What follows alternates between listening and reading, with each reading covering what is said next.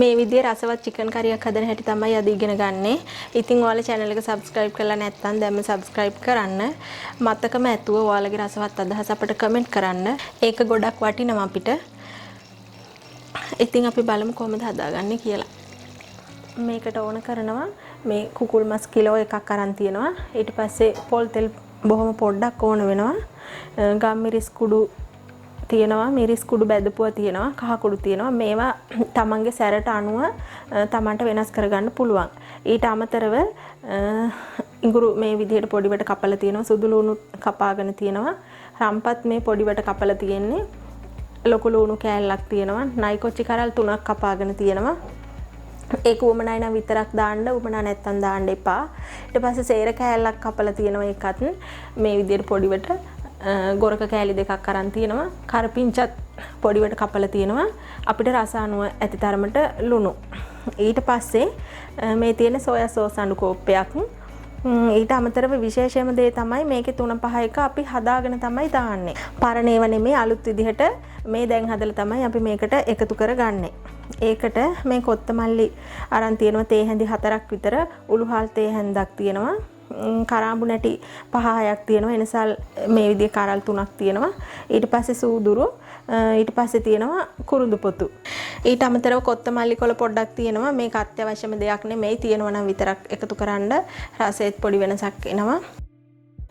ඉස්සෙල්ලාම අපි මේ කරිය හදාගන්න ඉස්සෙල්ලා මේ ටික පොඩ්ඩක් රත් කරගෙන ඉන්න ඕනේ. අපි භාජනයක් ලිපේ තියලා මේ ටික පොඩ්ඩක් රත් කරගෙන ඉමු. අපි දැන් මේ භාජනයේට මේ දේවල් ටික එකතු කරගමු. පොඩ්ඩක් බෙද ගන්න ඕන නිසා.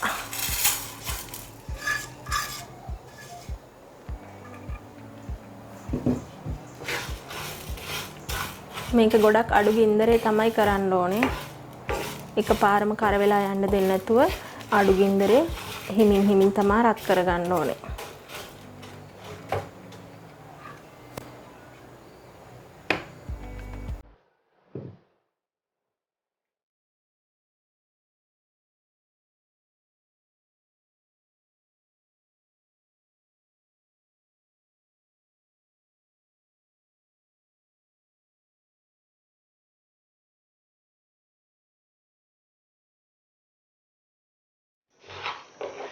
දැන් මේක මේ බැදිලා ඉවරයි.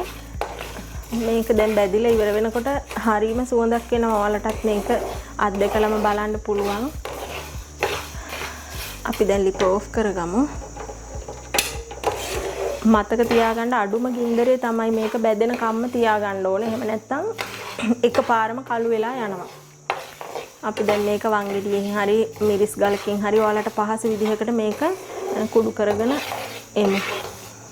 බැදගත්ත 3-5 එක කොටා ගත්තට පස්සේ දැන් අපි මේ වගේ ලොකු භාජනයක් අරගෙන චිකන් ටික එකට දාගන්න ඕනේ. මේක පොඩ්ඩක් වෙලා පැය භාගයක් විතර සීසන් වෙන්න තියාගන්න ඕන නිසා අනා ගන්න තමයි හදන්නේ. ඊට පස්සේ මේ කොත්තමල්ලි කොළ 3-5 අපි කොටා ගත්ත ඒවා එකතු කරගමු.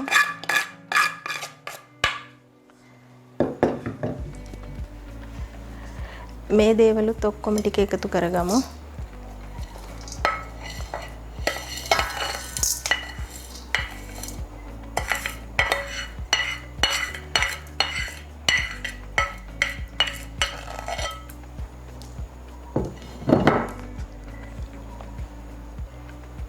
අපි ගම්මිරිස් විතරක් එකතු කරන්නේ නැහැ. ගම්මිරිස් ටික අන්තිමට තමයි දාන්නේ.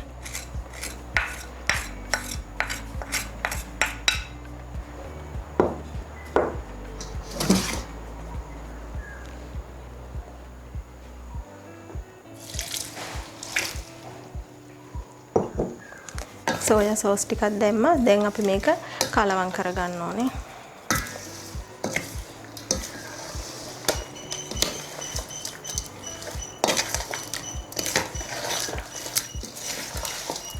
හරිම සුවඳයි.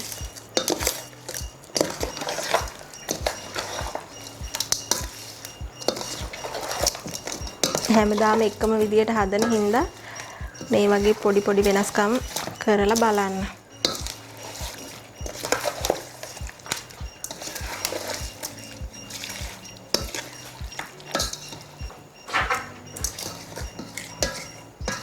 හරි. දැන් අපි මේක පැය භාගයක් සීසන් වෙන්න තියාගමු. මේ තියෙන්නේ පැය භාගයකට පස්සේ ගත්ත අපේ චිකන් එක. දැන් අපි මැටි වළඳ ක්ලිපේ තියලා තෙල් පොඩ්ඩක් එකතු කරගමු. දැන් අපි තෙල් පොඩ්ඩක් එකතු කරගමු. ගොඩක් තෙල් දාන්න එපා. බොහොම පොඩ්ඩක් දාගමු.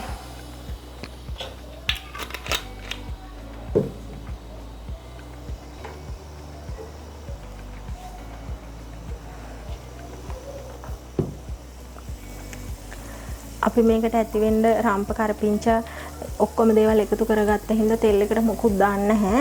ඔයාලා කැමති නම් ඒ දේවල් වලින් චුට්ට ඉඟුරු සුදු ලුණු රම්ප කරපිංච සේර ඒ වගේ ටික ටික ඉතුරු කරගෙන මේ වෙලාවේ දැම්මත් කමක් නැහැ. මම මොකුත් දාන්නේ නැහැ. නිකම්ම තමයි තෙල් එක රත් කරලා චිකන් එක දාන්නේ. දැන් අපි එකතු කරගමු. පරිස්සමින් මේ වැඩේ කරන්න ඕනේ. තෙල් එහෙම ඇඟට විසි වෙන්න බලනවා.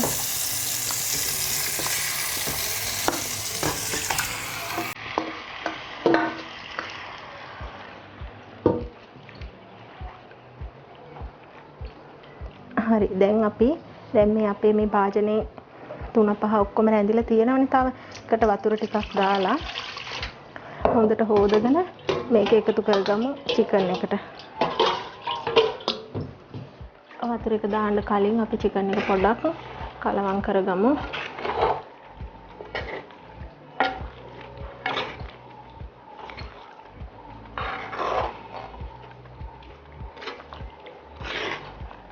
ලොකු වළඳක් නිසා රත් වෙන්නේ නැහැ ඉක්මනට.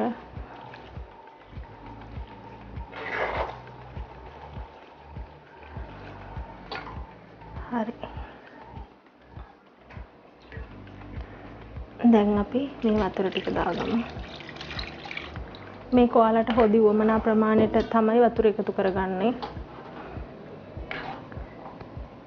හරි දැන් ওই විදිහට ගින්දර වැඩි කරලා විනාඩි 10ක් විතර උයාගමු.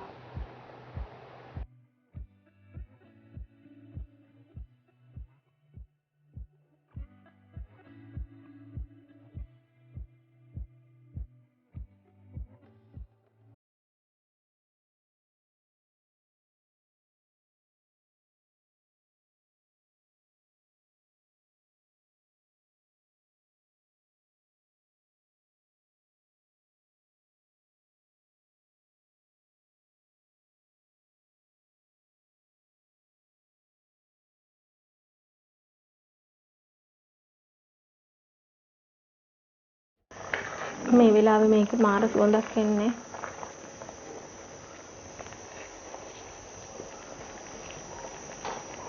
මැටි වළඳක් නිසා හිමින් තමයි දෙන්නේ. ඒත් ඇල්මිනියම් වළඳකට වඩා හොඳ නිසා අපි හිමින් උයාගමු.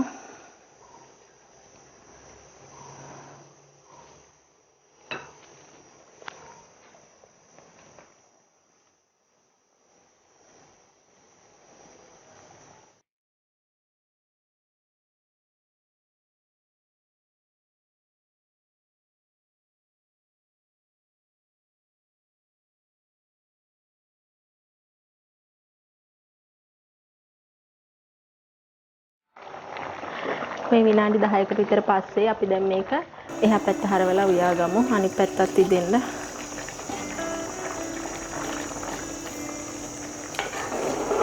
අපි මේක හදන්නේ හින්දෙන්න. ඔයාලා මොනවා හරි පිට්ටු ඉදියාප්ප වගේ දෙයකට හොදිත් එක්ක ගන්නවා නම් මේ පැත්තත් තව චුට්ටක් වෙලා ඉදුණට පස්සේ බා ගන්න.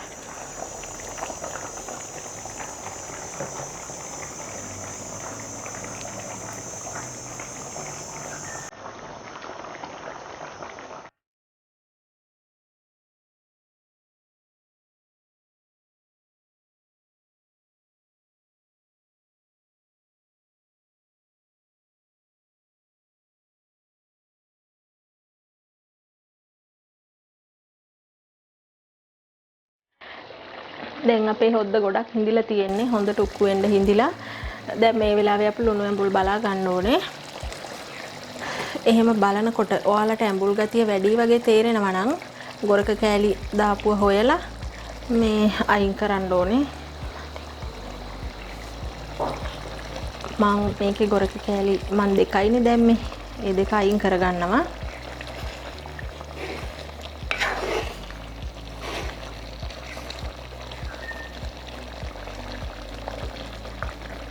ඔයාලා සියඹලා දැම්ම නම් අයින් කරන්න ඕනේ.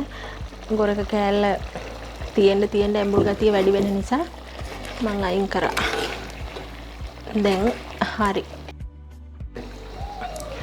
දැන් අපි මේක හදාගෙන ඉවර හින්දා අපි ගම්මිරිස් ටික එකතු කරගමු මේ වෙලාවේ. කලින් ගම්මිරිස් එකතු කරාම ඒ වගේ තියෙන රස සුවඳ සැර ඔක්කොම අඩු වෙනවා. අපි දැන් මේ වෙලාවේ එකතු කරාම ගම්මිරිස් රස ගානට තියෙනවා.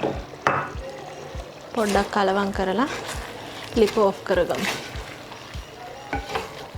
දැන් අපිට කෑමට ගන්න පුළුවන්.